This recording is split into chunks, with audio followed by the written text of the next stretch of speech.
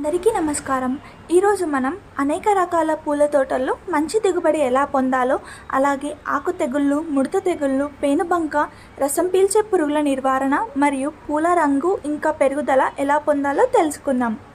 మీరు ఇక్కడ చూడొచ్చు, బంతి తోటలో ఎలాంటి పురుగులు లేవు, అలాగే పువ్వు పెరుగుదల ఎంత ఉందో. దీనికి కారణం మా భూమి అగ్రిటెక్ యొక్క మందులు.